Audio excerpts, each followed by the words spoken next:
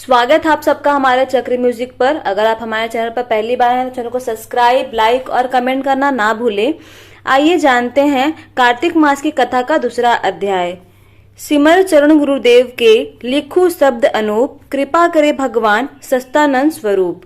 भगवान श्री कृष्ण आगे बोले, हे प्रिय, जब गुणवंती को राक्षस द्वारा अपने पति एवं पिता के मारे जाने का समाचार मिला तो वह विलाप करने लगी।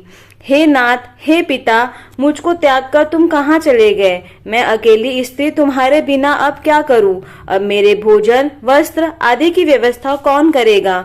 घर में प्रेम पूर्वक मेरा पालन पोषण कौन करेगा? मैं कुछ भी नहीं कर सकती। मुझ विधवा की रक्षा कौन करेगा? मैं कहाँ जाऊं? मेरे पास तो अब कोई ठिकाना भी नहीं रहा। इस प्रकार विलाप करते हुए गुणवंती चक्कर खाकर धरती पर गिर पड़ी और बेहोश हो गई। बहुत देर बाद जब उसे होश आया तो वह पहले ही की भांति करूप विलाप करते हुए शोक सागर में डूब गई। कुछ समय पश्चात जब वह संभली तो उसे ध्यान आया कि पिता और पति की मृत्यु के बाद मुझे उनकी क्रिया करनी चाहिए जिससे उनको गति हो सके। इसलिए उसने अपने घर का सारा सामान बेच दिया और उससे प्राप्त धन से उसने अपने पिता एवं पति का श्राद्ध और कर्म किया। तत्पश्चात वह उसी नगर में रहते हुए आठों पहर भगवान विष्णु की भक्ति करने लगी। उसने मृत्यु पर्यंत नियम पूर्वक सभी एकादशियों का व्रत और कार्तिक महीने में उपवास एवं व्रत किए। हे प्रिय, एकादशी और कार्तिक व्रत मुझे बहुत प्रिय है। इनसे मुक्ति, भक्ति, पुत्र तथा संपत्ति प्राप्त होती है। कार्तिक मास में जब तुला राशि पर सूर्य आता है तब ब्रह्म मुहूर्त में उठकर स्नान करने व व्रत व उपवास करने वाले मनुष्य मुझे बहुत प्रिय हैं, क्योंकि यदि उन्होंने पाप भी किए हैं तो भी वो स्नान व व्रत के प्रभाव से उन्हें मोक्ष प्राप्त हो जाता है। कार्तिक में स्नान, जागरण, दीपदान तथा तुलसी के पौधों की रक्षा करने वाले मनुष्य साक्षात भगवान विष्णु के समान हैं। कार्तिक मास में मंदिर में झाड़ू लगाने वाले, स्वास्तिक बनाने वाले तथा भगवान विष्णु की पूजा करने वाले मनुष्य जन्म मरण के चक्कर से छुटकारा पा जाते हैं। यह सुनकर गुणवंती भी प्रतिवर्ष श्रद्धा पूर्वक कार्तिक का व्रत और भगवान विष्णु की पूजा करने लगी।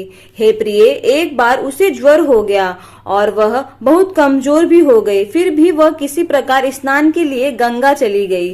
गंगा तक तो वह पहुंच गई, परंतु शीत के कारण वह बहुत ही बुरी तरह से कांप रही थी। इस कारण वह शिथिल हो गई। तब मेरे दूत उसे मेरे धाम में ले आए। तत्पश्चात ब्रह्म आदि देवताओं की प्रार्थना पर जब मैंने कृष्ण का अवतार लिया तो मेरे गण भी मेरे साथ पृथ्वी पर आए, जो इस समय यादव हैं। तुम्हारे पिता पूर्व जन्म में देव शर्मा थे तो इस जन्म में सत्राजीत हैं। पूर्व जन्म में चंद्र शर्मा जो तुम्हारा पति था वह डाकू है। और हे देवी, तू ही वो गुणवंती है।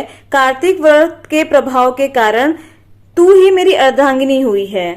पूर्व जन्म में तुमने मेरे मंदिर के द्वार पर तुलसी का पौधा लगाया था। इस समय वह तेरे महलों के आंगन में कल्पवृक्ष के रूप में विराजमान है। उस जन्म में जो तुमने दीपदान किया था उसी कारण तुम्हारी देह इतनी सुंदर है और तुम्हारे घर में साक्षात लक्ष्मी का वास है। चूंकि तुमने पूर्व जन्म में अपने सभी व्रतों के फल पति स्वरूप विष्णु को अर्पित किया था, उसी के प्रभाव से इस जन्म में तुम मेरी प्रिय पत्नी हुई हो। पूर्व जन्म में तुमने नियम पूर्वक जो कार्तिक मास का व्रत किया था उसी के कारण मेरा और तुम्हारा कभी वियोग नहीं होगा।